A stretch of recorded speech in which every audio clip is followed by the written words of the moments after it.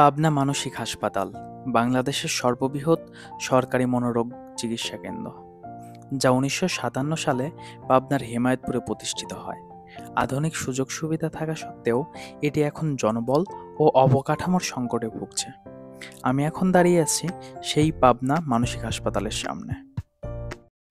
So hello guys, it's me Rishad and welcome back to my another video. আজকের ভিডিওতে আমি আপনাদের সামনে তুলে ধরব বাংলাদেশের সর্ববৃহৎ মানসিক হাসপাতাল পাবনা মেন্টাল হসপিটাল।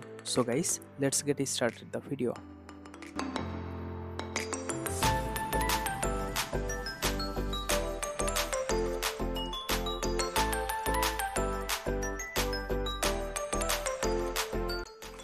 পাবনা মানসিক হাসপাতাল বাংলাদেশের একটি বিশেষায়িত এবং সরকারি প্রকল্প হিসেবে ১৯৫৭ সালে প্রতিষ্ঠিত হয়। হাসপাতালটি পাবনা জেলার হেমায়েতপুরে অবস্থিত, যেখানে পাবনা শহর থেকে প্রায় ৬ থেকে ৮ কিলোমিটার দূরে। ১১.২৫ একর জমির উপর এই হসপিটালটি অবস্থিত। প্রাথমিক পর্যায়ে এটি মাত্র ৬০ শয্যা বিশিষ্ট ছিল।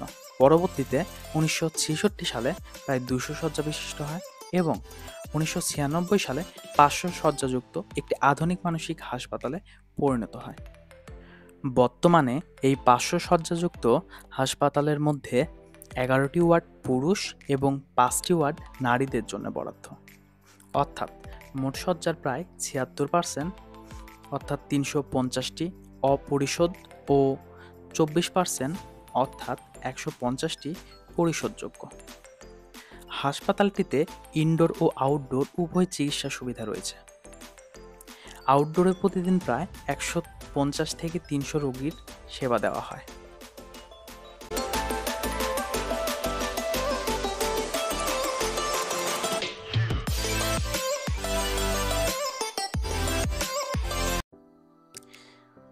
ওষুধ ও থেরাপি ছাড়াও কর্মব্যস্ততা ও সাংস্কৃতিক কর্মকাণ্ডের ব্যবস্থাও রয়েছে এই মানসিক হাসপাতালে।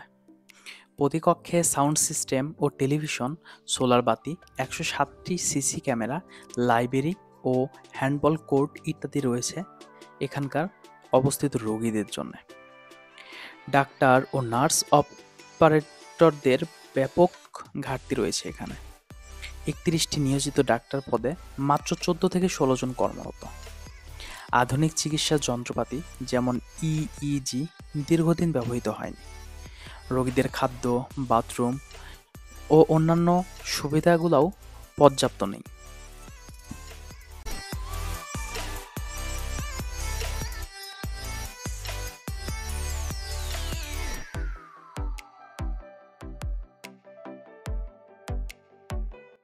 তবে ভবিষ্যতের কথা মাথায় রেখে সরকার ১১০০ থেকে ১৬০০ শয্যার একটি আধুনিক হাসপাতাল প্রতিষ্ঠার উদ্যোগ নিয়েছে।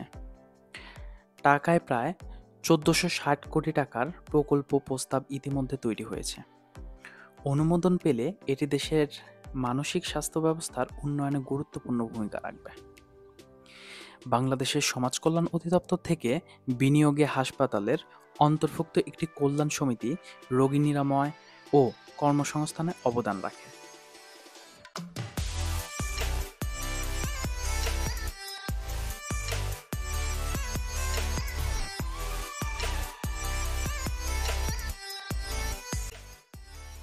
পাবনা মানসিক হাসপাতাল দিন দিন বৈশ্বিক মানের দিকে অগ্রসর হচ্ছে, কিন্তু এখনও যন্ত্রপাতি, জনশক্তি, ভবন বিষয়ক ঘাটতি রয়েছে। সরকারি প্রতিশ্রুতির বাস্তবায়ন হলে এটি দেশের মানসিক স্বাস্থ্য সেবার ক্ষেত্রে একটি মাইলফলক হয়ে উঠতে পারে।